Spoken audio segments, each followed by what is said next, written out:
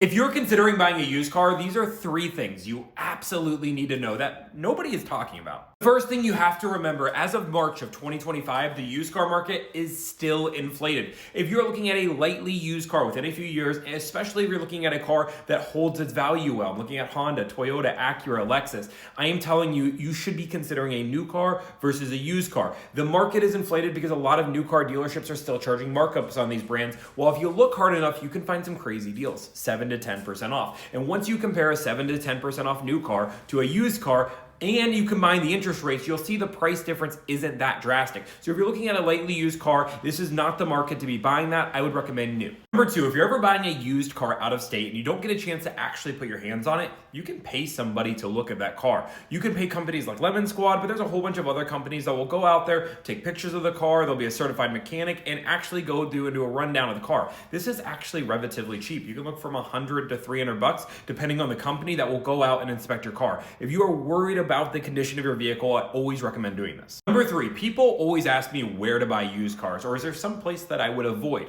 And in my opinion, I always say to buy from a franchise dealership. That's a dealership that has a manufacturer like Honda on the building. Do try to avoid buying from those small dealerships on the side of the road near a gas station like Bigfoot Auto. And the reason being is how they get their inventory. With a franchise dealership, they get a lot of inventory through trade-ins, and they have the ability to get the best quality trade-ins in. Compare that to like a Bigfoot Auto. Normally their best source of inventory is buying from franchise dealerships, which might seem like a plus, but in reality, franchise dealerships are only selling these guys these cars that they don't want anymore. So they're getting the leftover scraps, which means you won't get the best quality car.